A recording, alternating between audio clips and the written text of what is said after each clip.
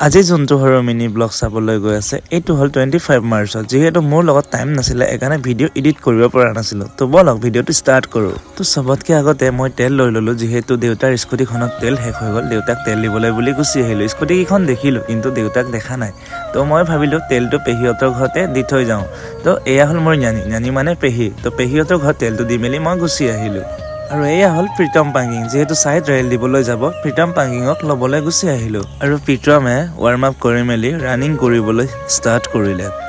সি চপাক মাৰিলে চপাক মৰাৰ পিছত তাক অলপ কিকিং কৰালো যেহেতু ফাৰ্ষ্ট টাইমৰ কাৰণে প্ৰীতমে সাইড ৰেল দিব তো ট্ৰায়েলটো কেনেকুৱা হ'ব তাক অলপ বুজাই দিলো আৰু কিকিং কৰাই মেলি অকমান চিটাপ মৰালো তাক চিটাপ মৰাৰ পিছত আমি গুচি গলো ট্ৰেইনিঙৰ বাহিৰে আমি লগ পালো যতীন সো এয়া হ'ল যতীন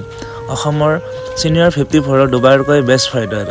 আৰু মই ফাৰ্ষ্ট টাইমৰ কাৰণে হিমালয় ফেচ ৱাছ ইউজ কৰিম হিমালয় ফেচ ৱাছটো কেনেকুৱা কমেণ্ট কৰি জনাই দিব আহি পালো আমি প্ৰীতমহঁতৰ ঘৰত আৰু ভাত চাত খাই মেলি আমি ৰাতিপুৱাই ওলাই গ'লো প্ৰেক্টিচ কৰিবলৈ বুলি আৰু এয়া হ'ল প্ৰীতমৰ মামা মানে মোৰ ছাৰ